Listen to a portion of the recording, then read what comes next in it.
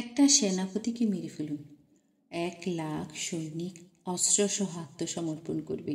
ঠিক তেমনি যিনি আপনাকে দিক নির্দেশনা দিচ্ছেন তিনি যদি মরে যান অথবা বেঁচে থেকেও দুর্বল নেতৃত্ব দেন, তাহলে আপনারা দক্ষ হলেও লক্ষ্য শূন্য হতে পারেন, আর লক্ষ্য থাকলেও সেই লক্ষ্যে পৌঁছানোর সম্ভাবনা কমে যেতে পারে। যুদ্ধে সেনাপতি হলো এক বাহিনীর প্রাণশক্তি, সাহস ও নেতৃত্বের প্রতীক।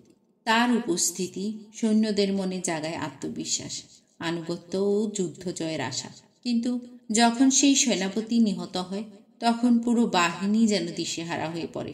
সৈন্যরা বুঝে ফেলে তাদের আশ্রয় ও দিক নির্দেশনা হারিয়ে গেছে, ফলে তাদের মনোবল ভেঙে যায় এবং তারা অস্ত্র ধারণের চেয়েও আত্মসমর্পণকেই বেশি নিরাপদ মনে করে।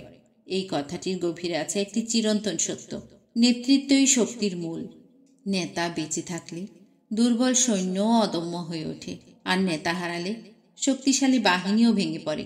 তাই যুদ্ধ হোক বা জীবন সংগ্রাম, নেতৃত্ব হারানো মানে আস্থা হারানো, মনোবল হারানো, আর শেষ পর্যন্ত পরাজয়ের পথেই হাঁটা।